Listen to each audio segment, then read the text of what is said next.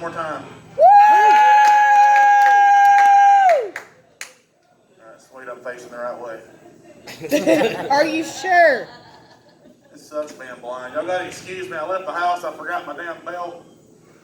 It sucks being fat up top and skinny on the bottom.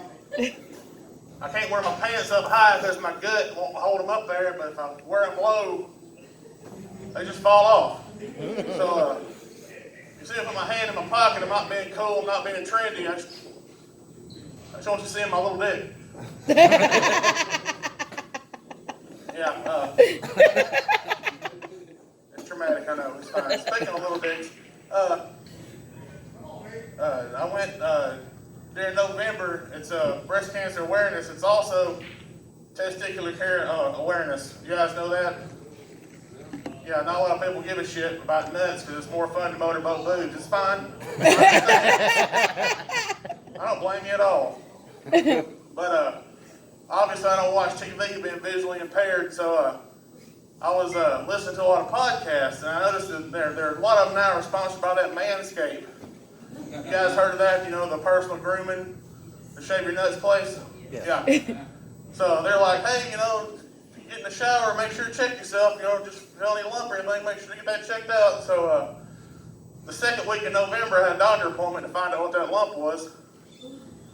And I felt kind of bad for my doctor because I went up there, and I normally just go up there and I shoot the shit with him. He writes my script for my insulin because, surprise, surprise, I'm diabetic. But I go up there and he's like, what seems to be the problem? So I give him the whole podcast spiel, and he kind of just stares at me blankly for a moment. Huh. So he reaches back and grabs the glove, and he says, all right, pull them down. I said, yeah, I guess it's not a good way to say, let me see your nuts. So I'm standing there, and so far you probably don't believe it, but I'm goofy as hell, but I am rather a shy person. So the whole time I'm up there, I'm standing like this, trying to shield my junk out of his way. So I just stare at the barrel of my shaft while he's feeling on my nuts. But you see the problem so far with this? I'm using this hand to hold my dick back out of the way. Counterproductive. Counterproductive at best.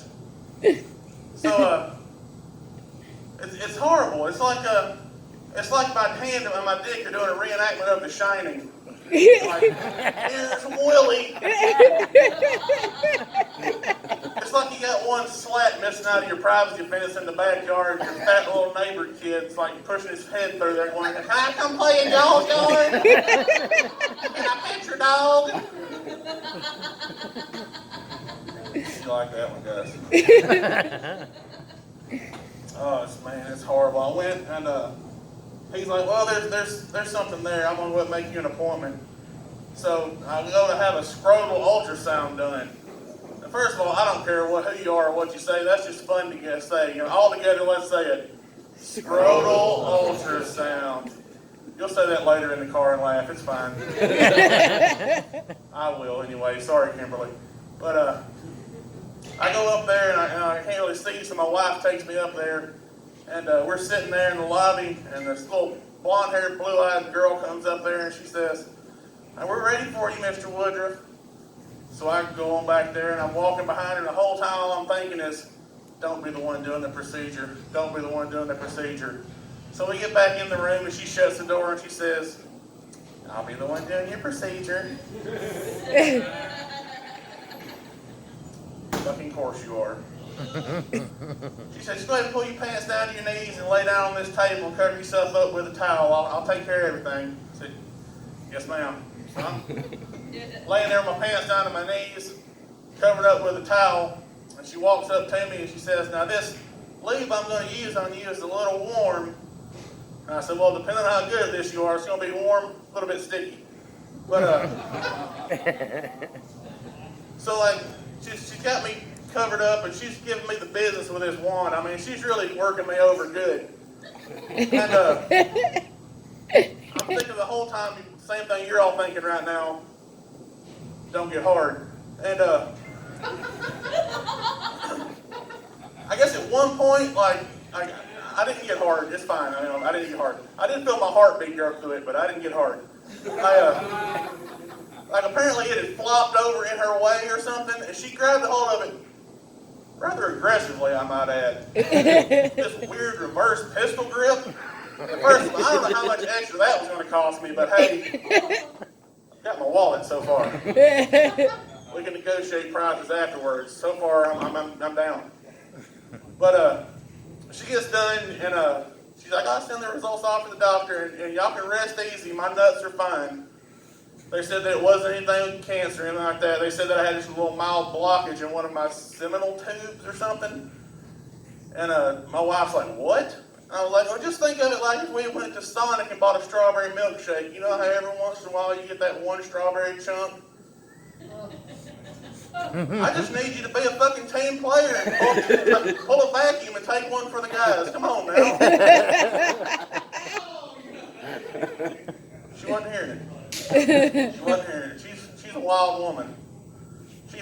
Speaking of my wife, anybody else married out there? Woo! All right, we got a couple of couples. But I love my wife to death. You know, she's really impressionable. I mean, I say she's impressionable, but she gets hooked on the next big thing. You know, like our daughter was born on Valentine's Day, pretty little red-headed, blue-eyed thing. And she started making these little bitty hair bows and taking pictures. We probably got 10 million pictures of that kid. And by the time Christmas time comes around, these hair bows have gotten bigger than the daughter's head. I mean, they're just fucking big-ass hair bows. And I tell my wife, I say, look outside, baby. You know I'm visually impaired. I'm never going to have the money to buy you a brand new Lexus. I don't know where you're going with these big-ass bows. Do they still even air that Lexus commercial with the big bows on it? Anybody? I don't know. Hey, Christmas, I haven't seen TV clearly in 7 years. I don't know. I don't think so. But it's funny, you know, scrapbooking. She got really big into scrapbooking. I'm proud of her on that one. She went out and she bought these high-dollar pair of scissors and a ruler, straight edge, cut everything out real nice. You know, I was proud of her on that one. She used maybe 3 of those coupons at 9 months. She was doing that. It was well worth all that money she spent. But she got real big into church, you know, and she loved going to church. Couldn't get in the car with that woman blaring DC talk into her ears. I'm glad that phase didn't last too terribly long. It was all right. Hallelujah. You guys heard of Zumba class? Yeah. I know you've heard of Zumba class. You've heard me do this bit 900 fucking times in 2 years. Poor Carl, it's fine. I love it, man. Oh man, yeah, she made friends with all those people in the Zumba class, which I don't want you to think that I'm talking bad. I found out that the Zumba instructor is a lesbian, which, you know, I'm not being hateful toward her about that. You know, God bless her, I love her to death. She's a real good friend of mine now, actually. And her and my wife are very, very close. You know, they talk to each other very late at night on the phone and real early in the mornings. Always say I love you before they hang up. She loves that class, y'all. Yes, it starts at 8 o'clock in the morning, and she leaves probably about 7. She said she's got to get a good parking space. It's there in town. But, like I said, it's an hour-long class. She leaves out so early, but, you know, she's only gone, 5 or 6 hours of that hour-long class. I mean, that's not what you guys think, She's practicing different songs, dance moves and positions. I don't know what that last part has to do with Zumba class, but she loves going, y'all. She loves that class. She told me, she said, I feel a little cooped up, baby. I think I just need to get out of the house a little bit. And I said, well, I understand, baby. You work a lot of hours. Before the world went to shit, apparently, she worked a lot of hours. And you just get out of the house, go have fun. I understand. She said, well, I think I'm going to go down to the beach in Florida. My cousin's got a house down there, a real beautiful house, big 2-story, beach house. It's been described to me. It sounds nice. But she said, I'm going down there about 5 days. I was like, well, that's fine. So she just packs up the car and leaves me and 3 kids. Just spends 5 days on the beach in Florida, just her. And that Zumba instructor. For 5 days on the beach in Florida. Which they said they had a wonderful time, you know. She called me, they said they ate out almost every night. She said they went swimming out in the ocean and they'd come up on the beach and have freshly salted clam. Loves that class. Yeah, I'm glad she kept all those coupon supplies though, because she said she's been doing way more scissoring now than she ever did with those coupons. It's hurtful. It's fine. She does love that class. Which I don't blame her. I've let myself go. I'm pretty bad out of shape. She says, well, I don't know why you don't at least come to those classes. If nothing else, you can stand in the back of the room and watch all of our asses jiggle. Now, guys, I've explained that I can't see very well. I hate to death when people say, well, I'm blind in one eye and I can't see out the other one. I'm blind in this eye and I have 10% vision in this one. I'm blind in one eye and can't fucking see out the other one.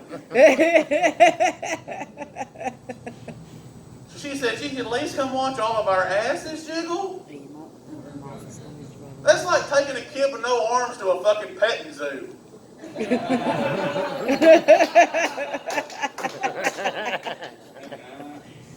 Like I said, I've let myself go a little bit, and as you can imagine, I don't have petite, small children. My 14-year-old is 6 foot tall and 220 pounds. And he was walking through the kitchen the other day, I noticed he had his shirt off. And he had like a little mark or something on his side, and I said, son, did you scratch yourself? Did the dog scratch you? He says, no, I've gotten too heavy and I got a stretch mark. I was like, well, do something about it if you want to. If you don't, you're perfect the way you are, son. Don't worry about it. And if I take my shirt off, I look like I surprised a tiger with missionary sex with all the stretch marks I got. So don't worry about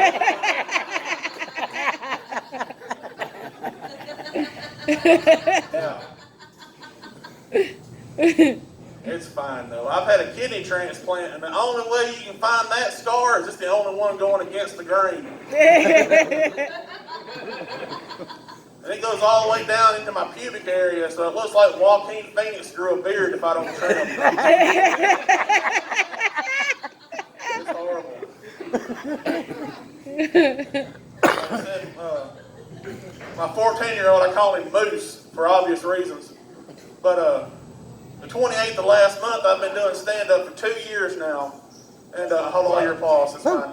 But as soon as I started doing stand-up, everything that boy told me had to be a joke. He had to try to make something funny. Like I couldn't just talk to my son. He had to, like I was trying to, it was horrible.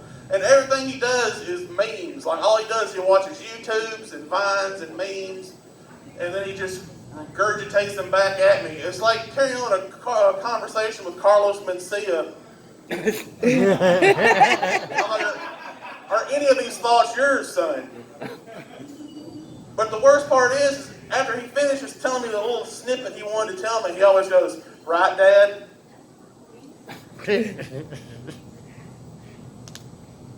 he just stares at me until I acknowledge, yes, I understand, son, I get the joke. So finally I was all like, you know what, I'm not going to acknowledge anything else again if you end the sentence with right, Dad. So inevitably, 2 seconds later, he tells me some other random meme that he told me about the day before. And then I looked at him and he goes, correct, Father? I said, you got me on that one, you little shit. That's pretty funny. That was pretty damn funny there. You gotta excuse me, Kimberly thought ahead and wrote down all my stuff, but I'm blind as shit. Hey, look at there. I found it. Like I said, being visually impaired just sucks ass. I went to a 4th of July party, and it was a big, huge thing, man. They spent $2,000 on those 3-inch mortar shells. $2,000 on just those shells. It sounded really expensive. But my favorite part about it is they did a barbecue while we were there. And it's rough doing barbecues and stuff, because most of the time I have Moose make my plate. There's nothing scarier than having a damn teenage boy that you pick on all the time make your food for you when you can't see what you're eating. For For the last 7 years of my life, after I lost my eyesight, every bite has been a fear factor. As you can see, I'm a very trusting man. That's another fat joke for you guys. It's horrible. 5 minutes over. 5 minutes, the man says. Yeah, I've been doing a lot of shows in Florence, and the guy that was running them all the time, he said, man, you got to do things PG-13, or said you get one F-bomb. I was like, well, that's cool. So I did probably, 10 shows down there, and then I went and did one, and they were all like, it's rated R, say what you want to. I got drunk and said, fuck, 12 times in 7 minutes for no reason whatsoever. It's on YouTube. I don't know why I did it either. I went and did a show in Hoover, Alabama. That was a good show. A buddy of mine, Junior Cook, ran that one. That was good. Tate was on that one with me. And Christy Montgomery went down there and we did the show. And our buddy Boudreaux did it first the month before. And he's like, oh, Ogre, you're going to have a good time. It's in a swingers bar attached to a hotel. And I was like, yeah, whatever. It's a fucking swingers bar attached to a hotel. Tate can back me up on this when he comes back up here. But, yeah, it's horrible. And, like, I'm like, just maintain, Ogre. Just go up there and do your stupid jokes. You're going to get paid. Just go up and do your stuff. So, like, they didn't give a flying shit what any of us were saying. It was like you're telling a story to your aunt and uncle, and they just want you to hurry up so they can go outside and smoke a cigarette with their friends. But instead of smoking a cigarette, they wanted to go next door and smoke their friends' poles. It was horrible. And then we got to talking about it on the way home, and I understand why it happened to me because, look at me. But I've heard that Christy Montgomery's cute. I haven't seen her, obviously. I hang around her a bunch, but I've never actually seen her. But nobody flirted with any of us. None of us got hit on at all. I don't think this is sinking in. We didn't get hit on in Florence, not fucking Florence, but in Hoover, Alabama, in a fucking swingers bar. Nobody hit on us. I figured surely to God Matthew was there with his girlfriend, so he would just call us and told us he made it home safe the next day when he finally woke up in whatever room they were in.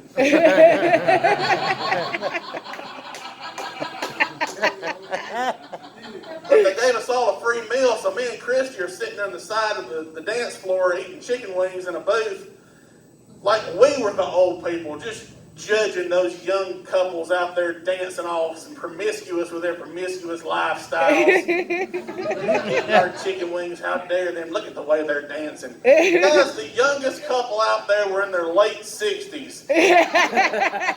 They just got older and grosser from there. Oh, God.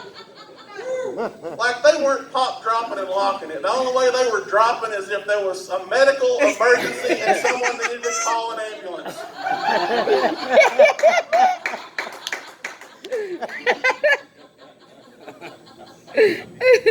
Good Lord. Oh, no. This has been fun, guys. I've talked up here so much, I'm not even going to bother doing my last little bit because I don't have time to do it no way. Do it anyway, the man said. I've mentioned that I'm visually impaired, if any of you paid attention. But there's a lot of things that you guys get to take advantage of that I don't get to take advantage of.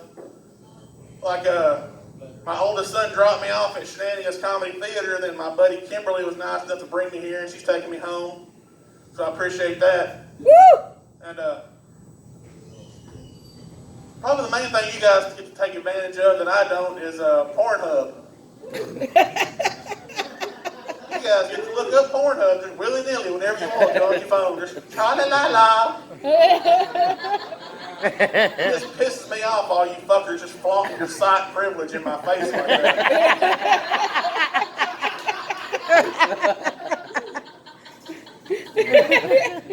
You know how hard it is for me to believe my grandmother to believe I give a shit about her green bean casserole during Christmas when I'm saying Pornhub into my phone around her? I'm out of the will now. I wanted half of those knickknacks. I like porcelain cats as much as the next guy does. Fuck me, not anymore. I was at the house, and my buddy was like, you know, they make descriptive porn. They'll narrate what's going on for you. And I was like, are you shitting me? He says, yeah, man. You mean like twattable? Hell, why not? So I'm at the house and I click on it, and sure enough, it starts off. It says, the scene begins. A large-breasted. Now, first of all, porn stars, actresses, right? They like to be called actresses, not porn stars. Is that right? Yes. Yeah. I knew Herschel knew. So anyway, this dirty whore is telling me what's going on the film. And she says, a large-breasted Middle Eastern woman is fellatiing a man. All right. Now, I've been married for almost 15 years. This woman's doing this way longer than she had to do. They've obviously just started dating. So that goes on for a while, and it's like, second scene. The woman is on all fours. The man is vigorously thrusting behind her. Hell, you say? So this goes on for a while, and I have to admit, I mean, I've lost all interest in this shit. I mean, it started off, you know, different, but then it got to the point where it was like having your aunts on the other side of the couch and reading a Penthouse Forum magazine to you. Not really for me. I listened to the whole damn thing just to see if at the end of it would say, Twattable, hopes you enjoyed this presentation. It didn't do it. You ever just randomly clicked on a porn? Lady that laughs a bunch, where you at, Blur? You ever just randomly, as soon as Pornhub opens, you just click the first video? Have you ever done that? No. Don't ever fucking do that, sister. I have my glasses on, I can kind of see it. It looked like Blur A was trying to rest her head in Blur B's lap, but couldn't quite get comfortable. But I was like, the hell with it, I'm going to go ahead. So I click on it, and sure enough, Blur A is treating Blur B like they're a pool floaty, and the air nozzle is in his no-no square. Once again, way longer than they were obligated to do. Second scene.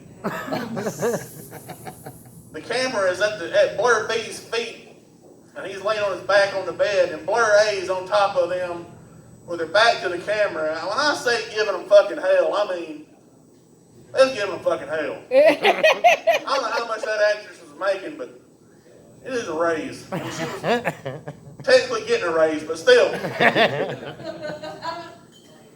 So this is going on for a while, and then Blur B goes, you like riding on his dick, baby? I'm like, you goddamn right they do. You give them hell for me, boy. I was into it. I was invested into it. It was like Nana watching a soap opera. I was all like, it's Victor.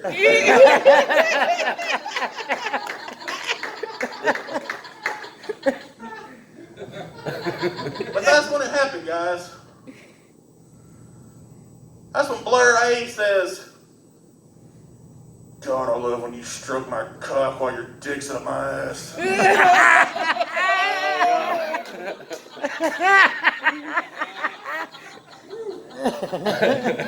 Oh dear.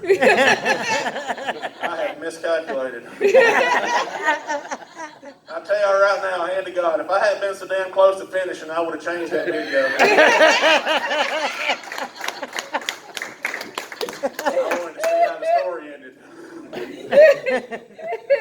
It's tacky. It was a very tacky ending. That was a jizz joke for you. Coming your way. Yeah. I forgot what I was talking about. Anyway, so yeah. I mean, that was the day that I found out everybody's a little bit gay. I think I'm going to go sit back down and think about some stuff. You You guys welcome your host back.